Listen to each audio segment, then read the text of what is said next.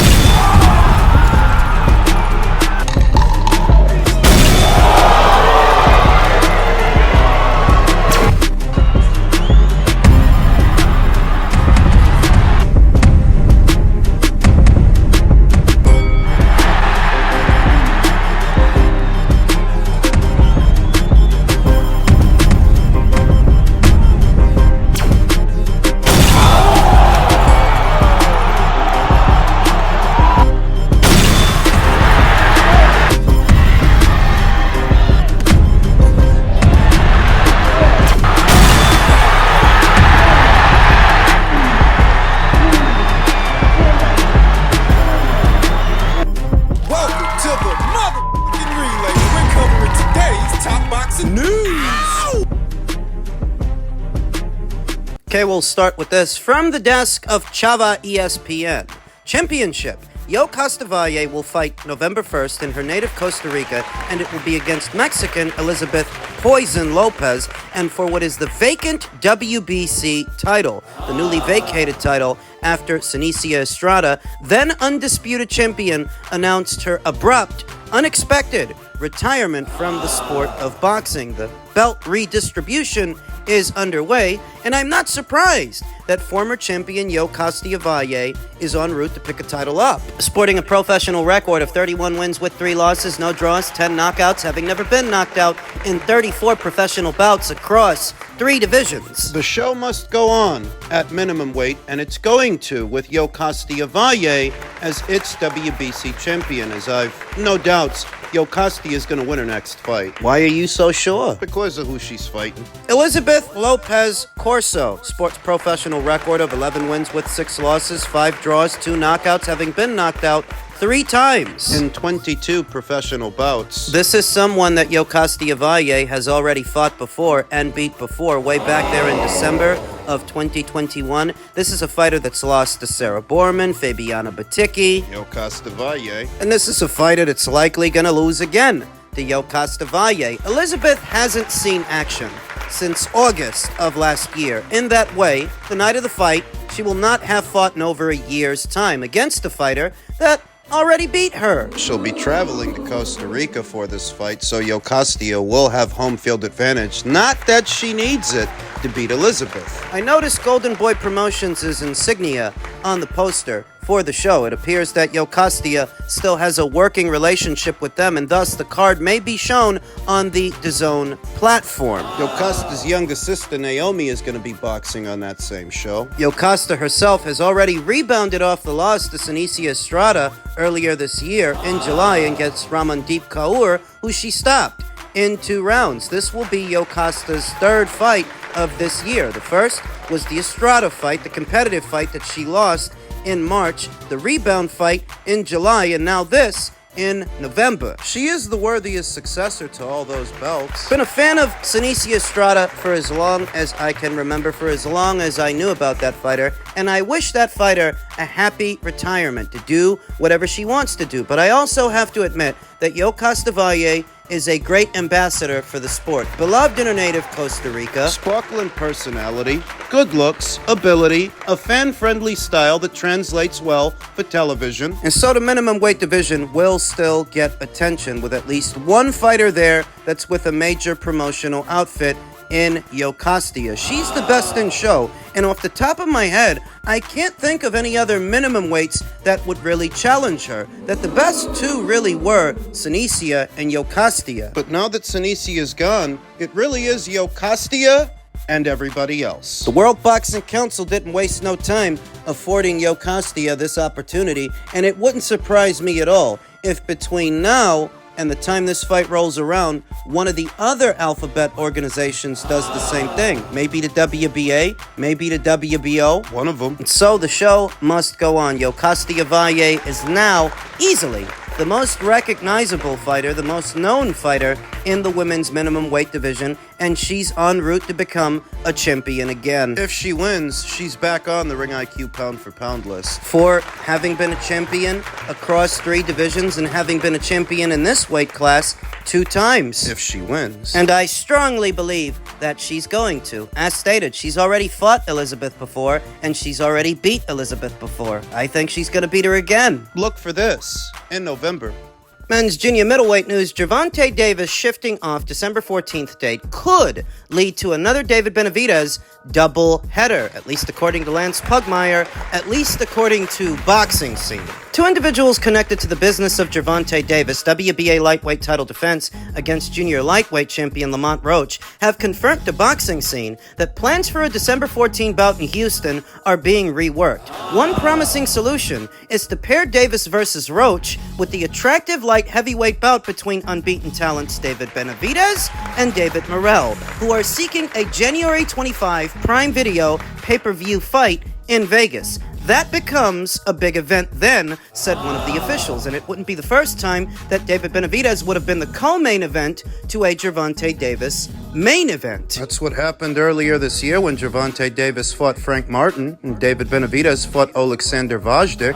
While the 30-0 Davis had pushed for his next title defense to be placed in Houston, a series of situations made the effort wobbly, according to one individual. Davis originally sought to fight a lightweight unification bout against IBF champion Vasyl Lomachenko or WBC champion Shakur Stevenson, but Lomachenko balked and the Stevenson talks stalled. I remember a few weeks ago Shakur talked about that. He said somebody from Gervonta Davis's side had reached out, but then they never heard back from them.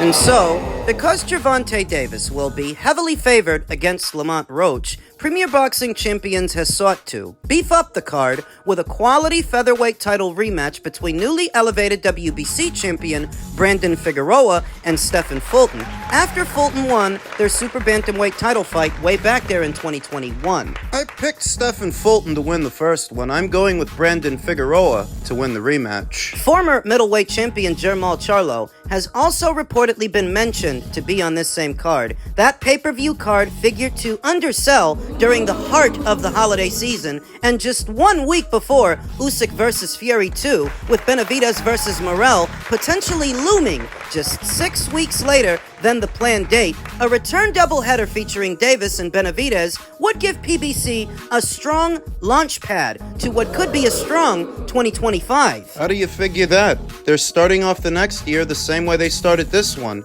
and this was not a strong year for the PBC. I can't stress this enough, that when the Amazon deal was initially announced, they said they'd be doing 12 to 14 shows on the platform this calendar year. It looks more like 5. 2 Tim Tszyu fights, 2 Canelo fights, and 1 Gervonta Davis fight. That's it.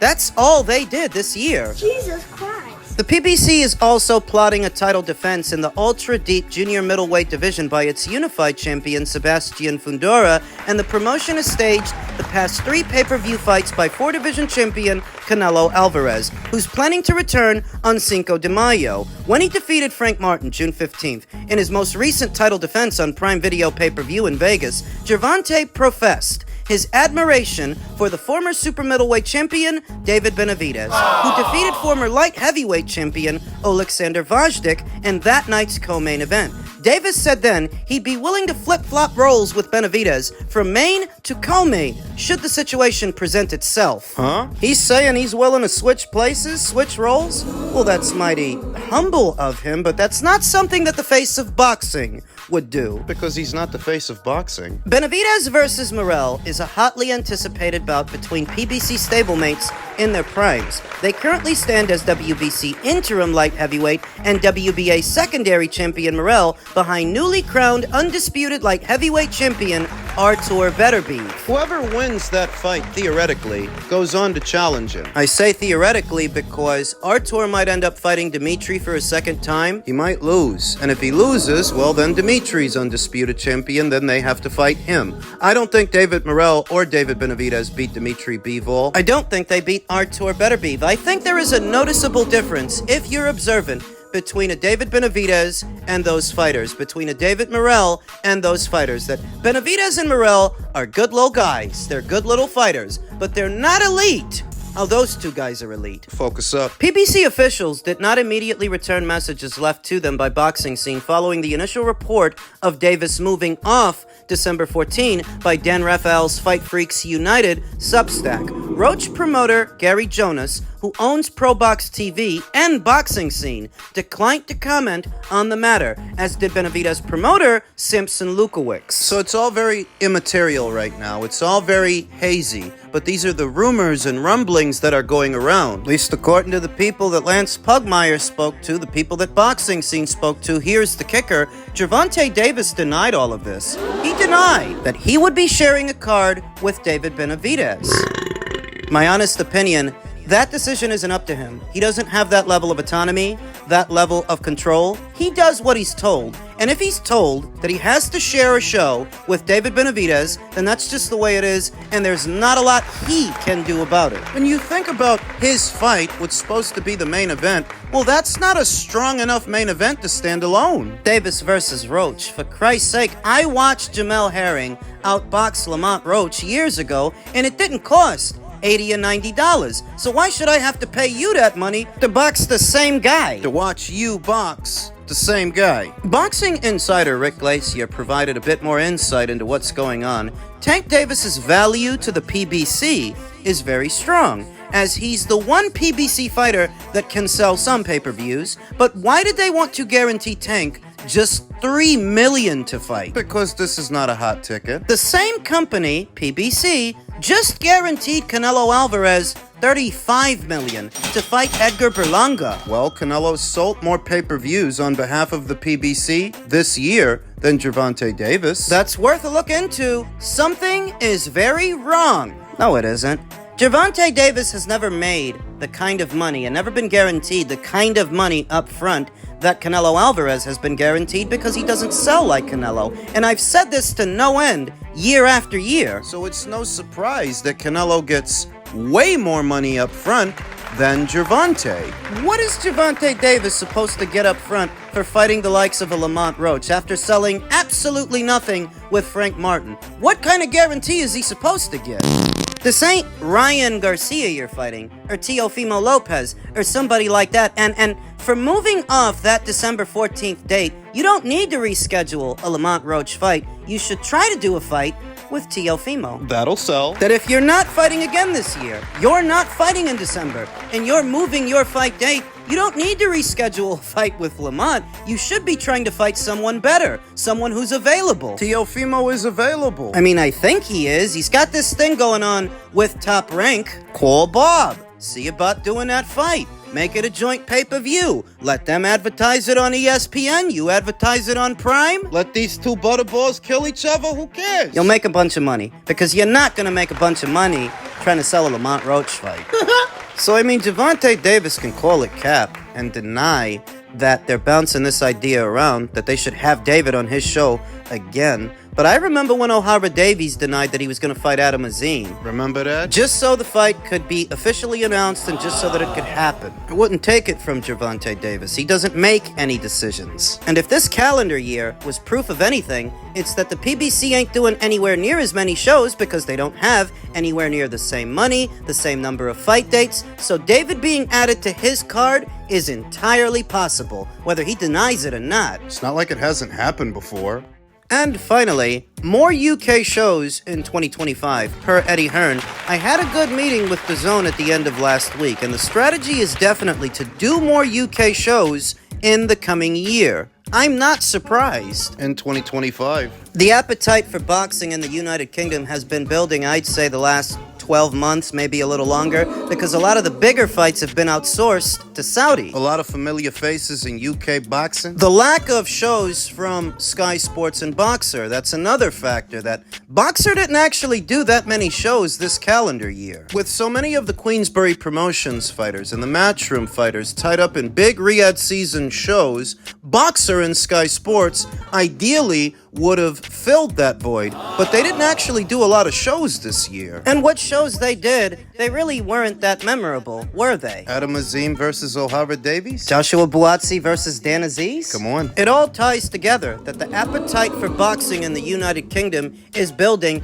and that audience is comparatively a more responsive, receptive audience for boxing than this one is. So if you Matchroom and you DAZN, you might want to shift your focus back over to the Brits instead of the Americans, because there's really not much going on in America. Now, of course, you're gonna do fights for Jaron Ennis in the coming year. You're gonna do fights for Bam. But when you think about Matchroom's investment in American boxing and the American boxer, honestly, you'd be better off shipping off what Americans you have over to the UK to box on undercards in the UK. Say Richardson Hitchens beats Liam Botto. You'd be better off doing a fight between him and Jack Catterall in the UK than here. Same with Liam Botto. If Liam Botto wins and he keeps his belt, you'd be better off doing a fight between him and Jack in the UK than here. It's just a better audience. It's more responsive. If Johnny Fisher makes it through his upcoming fight with Dave Allen, he should headline his own show. He's got a following. Dalton Smith, yet another one of Matchroom's unbeaten up-and-comers. He could headline his own show. The winner of Edwards versus Yafai, do a fight for them. Whoever wins, let them headline their own show. The focus needs to go back to the United Kingdom because the United States and its boxing scene ain't what it used to be. Think about what American boxers are supposed to be somebodies in the American market. Gervonta Davis ain't fighting again this year. Teofimo ain't fighting again this year. Shakur's not fighting again this year. Doesn't look like Devin's gonna fight again this year. It's boring. Terrence Crawford doesn't look to be fighting again this year. Don't know when that guy's gonna fight. North of junior middleweight, there are no American champions at middleweight, super middleweight, light heavyweight, cruiserweight, bridgerweight, heavyweight. What does this have to do with Matchroom and DAZN? That the American boxing scene is abysmal. And while in the past there may have been some effort to spruce things up in the American market and try to get something going, the UK market is comparatively more receptive and building up more of an appetite for boxing. So the focus in the coming year should be doing more shows over there with less focus on what's going on over here. That's what I think the rationale is, and that's where I think that decision is coming from. That, of course, you could have Bam headline a show here, and Jaron Ennis, he seems to do well. Build upon what you're doing in the city of Philadelphia. But with almost everything else, it's time to head back home. It's time to focus on the United Kingdom. It's a better audience. I think that the last 12 months or so, maybe a little more, it was a golden opportunity for Ben Shalom and Boxer and his fighters to fill the void left behind by Queensbury and Matchroom, who were focusing on their relationship with Turkey El Sheikh and doing Riyadh season shows. It was an opportunity for them that they really didn't capitalize on. And maybe it's because they couldn't, because they just don't have the bodies or the resources. But either way, there's a noticeable void. There's a void, and it needs to be filled. So in the coming year, I'm really not surprised that Matchroom is going to try to do more shows in the UK. And I love those shows because I get to watch them in the middle of the day. And not the wee hours of the morning. Tweaking his strategy and focusing on an audience that is likelier to show up to a boxing event. Pay to be there. Pay to see it. More examples of how this is not your father's era of boxing.